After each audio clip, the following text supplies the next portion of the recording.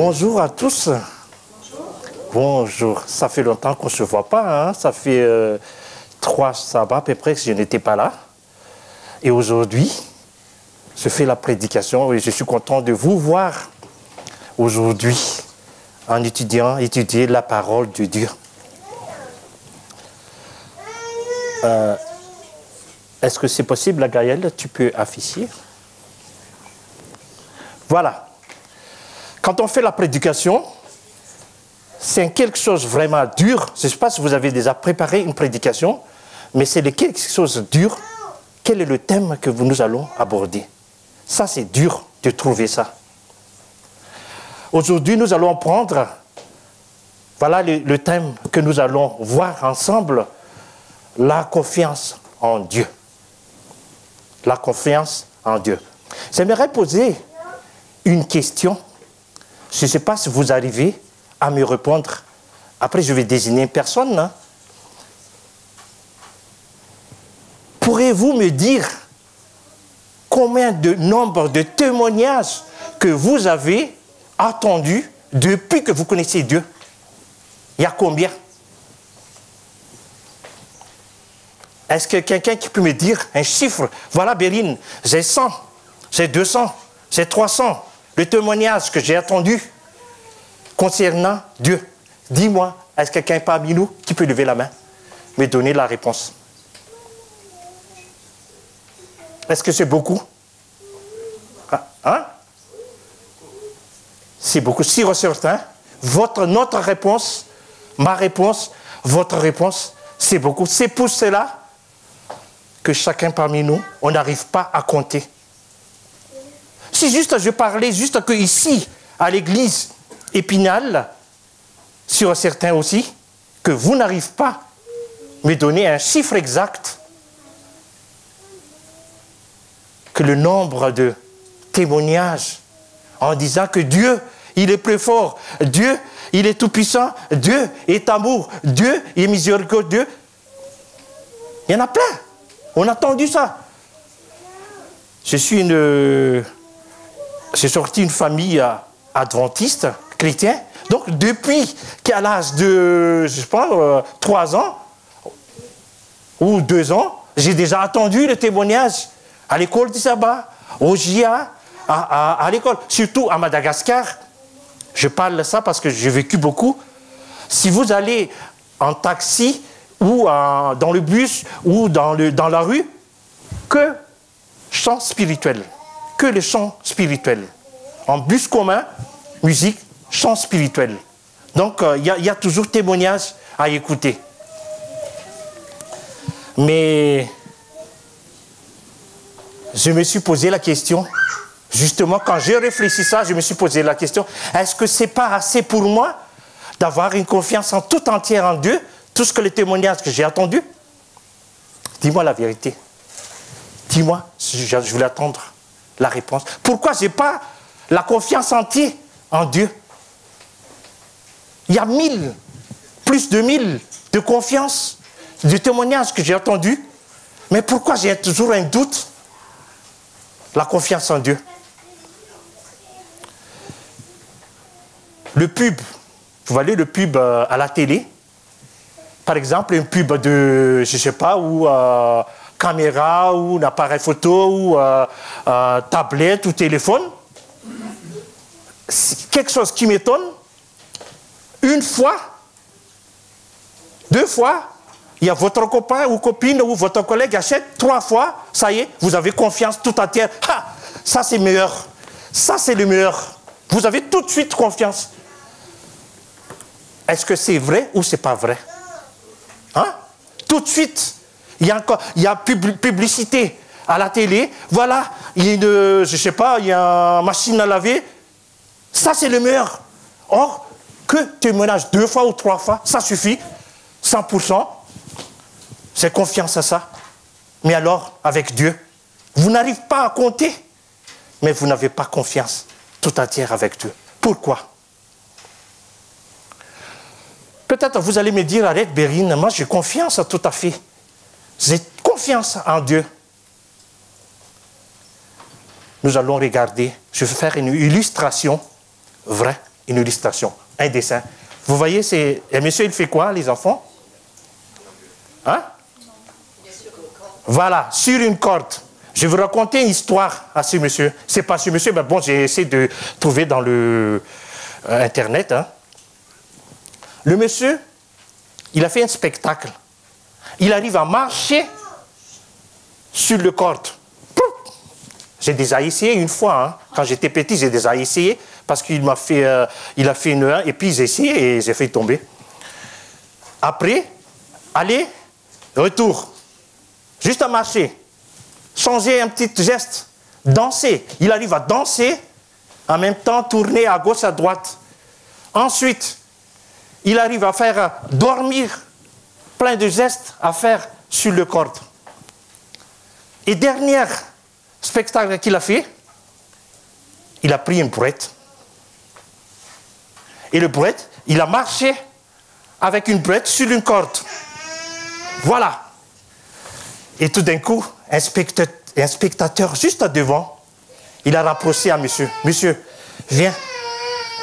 Viens. Chapeau. Tu es vraiment nickel et tu es vraiment fort. Tu es vraiment fort. Et le monsieur, il a répondu. Qu'est-ce qu'il a répondu? Vous comprenez? Qu'est-ce qu'il a répondu à... Est-ce que c'est vrai? Tu crois que je suis vraiment fort? Écoutez, chapeau. Tu arrives à faire marcher tout ça, même le bruit ne doit pas tomber. Est-ce que tu crois que je suis fort? Oui, tu es vraiment fort. Monsieur, si tu crois que je suis fort, voilà, assis-toi dans le bret et je t'emmène. Qu'est-ce qu'il m'a répondu? Qu'est-ce qu'il a répondu? Non. Non. Non. Vous connaissez cette histoire. Souvent, notre confiance en Dieu, c'est pareil. Souvent, notre confiance en Dieu, c'est pareil. On dit toujours, j'ai confiance en Dieu, j'ai confiance en Dieu. Je ne vous demande pas combien de pourcents votre confiance en Dieu, je ne demande pas ça. Chacun pose la question, combien de pourcents vrai que ma confiance en Dieu en toutes circonstances. Mais souvent, nous, quand on rencontre un problème, là, on quitte. On quitte. Aujourd'hui, frères et sœurs, la parole de Dieu nous montre. Dieu, il veut nous parler aujourd'hui. Qu'est-ce qu'il a dit? Il sauve ceux qui se confient vraiment en lui. Si vous avez vraiment confiance en Dieu, il nous sauve. Il y a un exemple dans la Bible. C'est un exemple, c'est une histoire. Depuis qu'on était petit, tout le monde sait cette histoire. Mais j'aimerais prendre un petit leçon au niveau de cette histoire. Daniel, chapitre 3. Tu peux avancer, Gaël, si c'est possible. Voilà. Daniel, chapitre 3. Qu'est-ce qui se passe à cette histoire? Tout le monde connaît à cette histoire.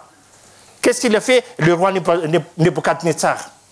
Il fit une statue d'or. Je pense que tout le monde sait cette histoire. Vous savez, c'est quoi? C'est combien la mesure de cette statue?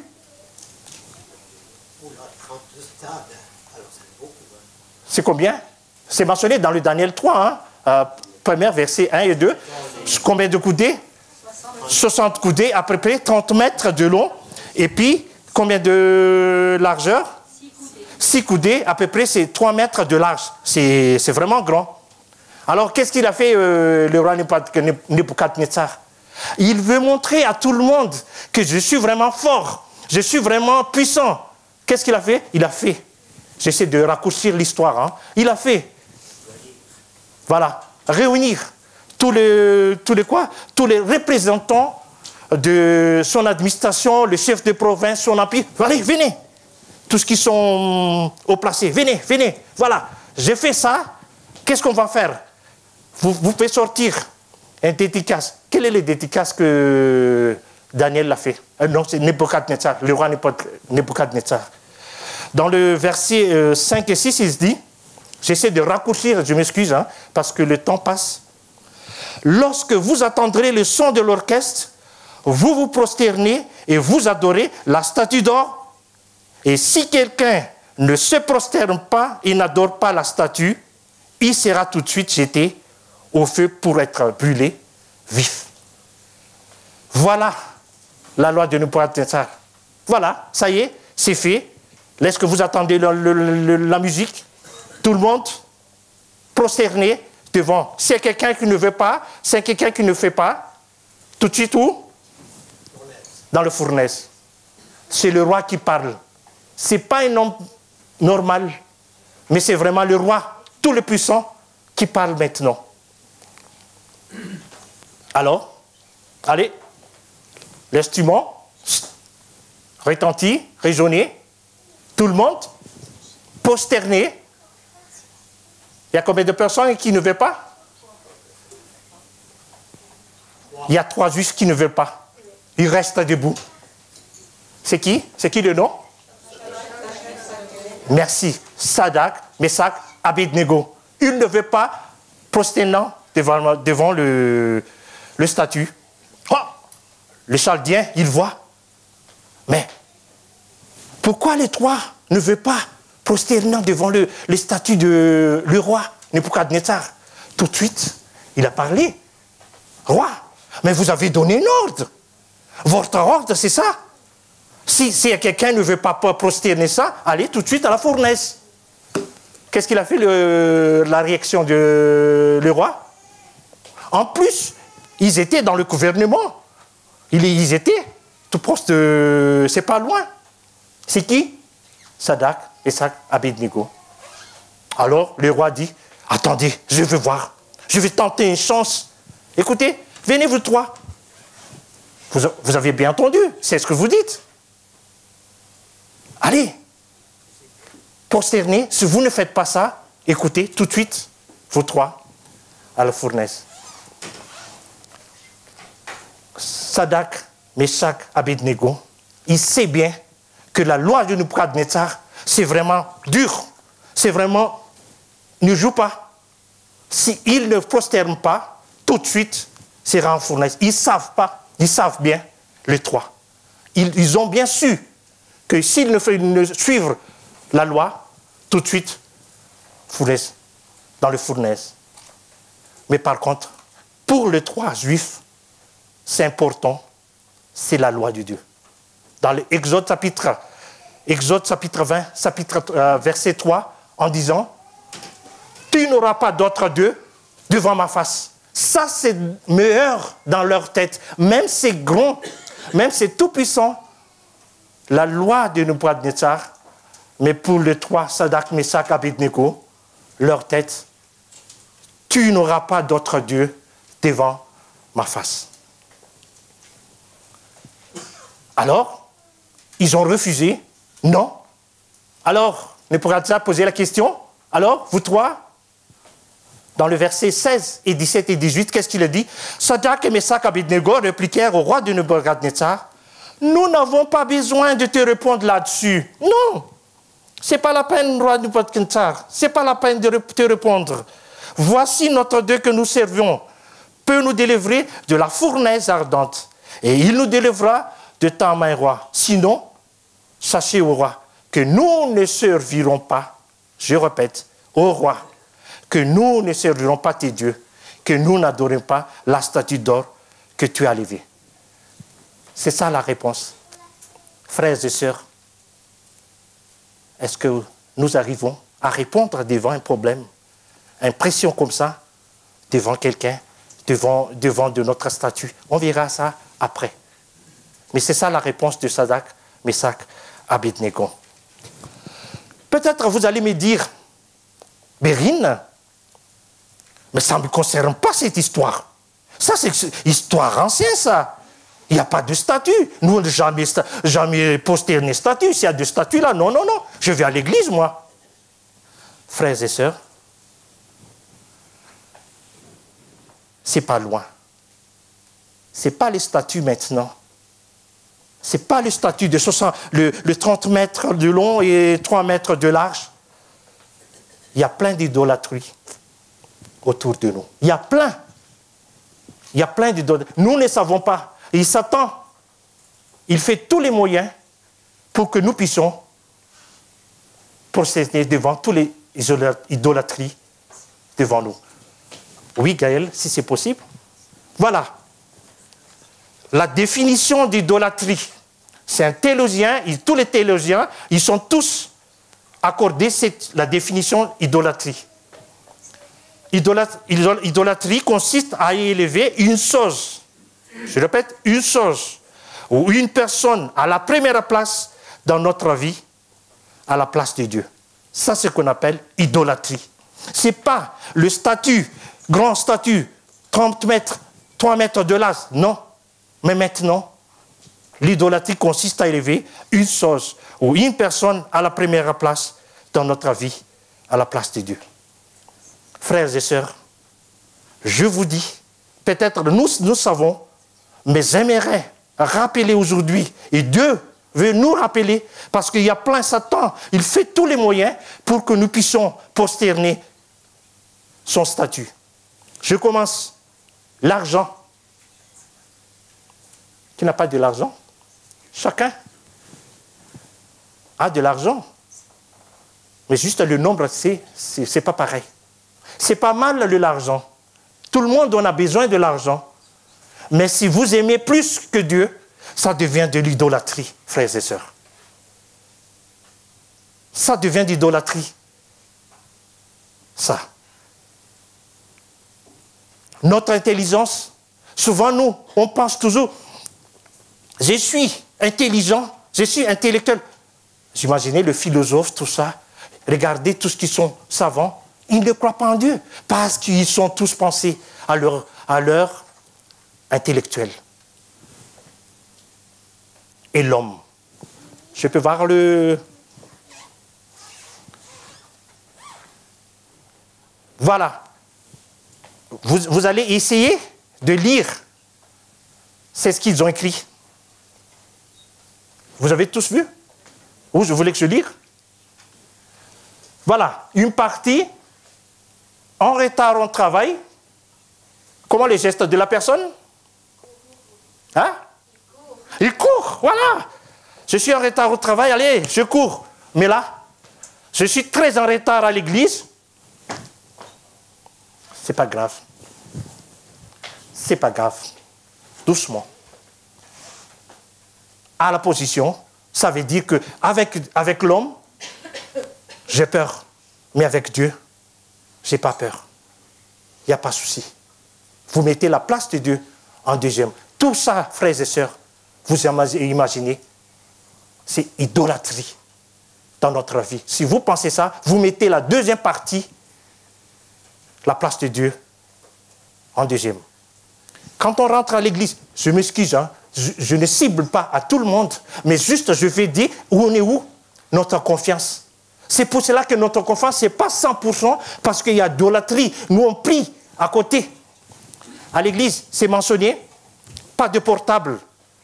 Éteins le portable. Pourquoi? Parce qu'ils ont dit que éviter de, comment? Perturber les autres.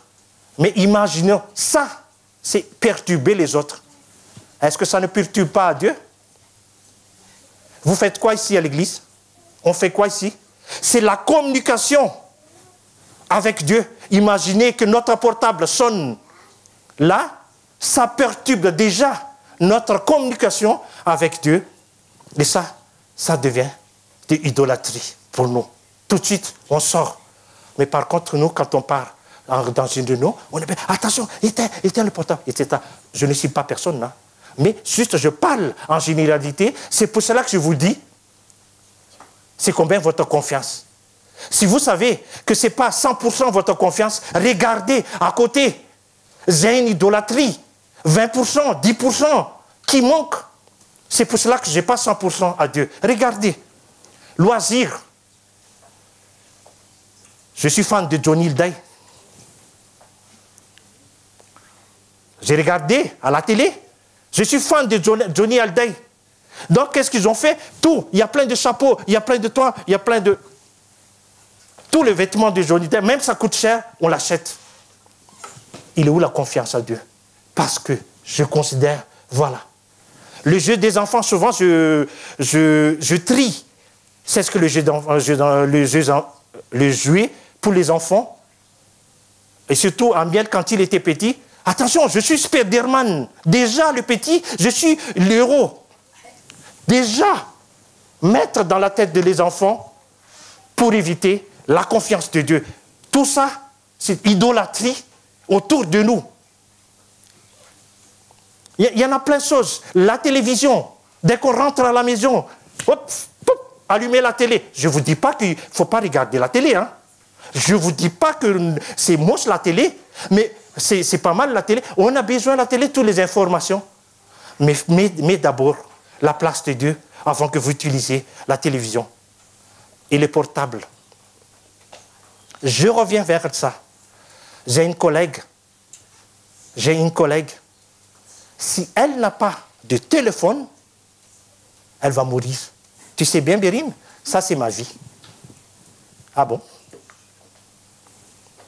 Peut-être vous allez me reprendre. Bérine, le portable, on utilise le portable, il y a de la Bible, il y a plein de choses. Mais attention aussi, c'est la porte pour Dieu et c'est la porte aussi pour Satan.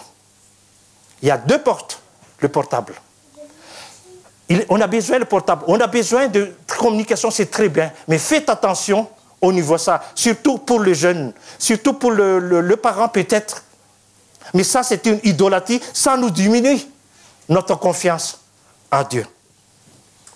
En plus, le chant, tout ce qu'ils ont. J'aime bien, quand mes enfants, ils chantent, je parle beaucoup à mes enfants, hein, quand ils chantent, ce n'est pas dans le cantique ou quelque chose comme ça, je dis, où est-ce que vous avez appris ça? J'ai toujours posé la question. Ils savent bien. Hein? Où est-ce que vous avez appris ça? Ce n'est pas le chant qui me gêne, mais c'est qui m'a fait peur. Est-ce qu'ils ont changé le cantique pour louer Dieu avec ce chant-là? Et ça devient idolâtrie, et ça diminue notre confiance à Dieu. Frères et sœurs, c'est clair, la loi de Dieu. C'est clair dans l'Exode chapitre 3, chapitre 20, verset 3. Tu n'auras pas d'autre Dieu devant ma face. J'essaie de terminer, raccourcir parce que le temps passe. Nous avons besoin, comme Sadak, Mesak, Abednego, devant tout ça. Faites attention. Dès que vous voyez que ça prend la place de Dieu, dites non, je ne veux pas ça, je mets à côté. On a besoin de ça. Peut-être nous avons une pression devant notre patron. Écoutez, Dieu d'abord, après vous. Nous avons un problème familial. Vous essayez de regarder la solution à gauche, à droite. Ce n'est pas eux. Demande d'abord à Dieu. Tu es où, Dieu? C'est toi. J'ai confiance à toi. Il y a toi seul qui me répondre ma question. Et écoute bien, la réponse de Sadak, Mesak devant tout ça. Ô roi, que nous ne servons pas tes dieux et que nous n'adorons pas la statue d'or que tu as levée. Ça, c'est la réponse de Sadak, les trois compagnons de Daniel. De semaine passée, une sœur de l'église de Mayotte, elle était venue ici en France. Je sais que vous savez, vous en avez. Il m'a envoyé en disant que Bérine, dans le journal, en disant que le président de l'Adventiste nous demande de prier parce que le président des États-Unis, ils ont fait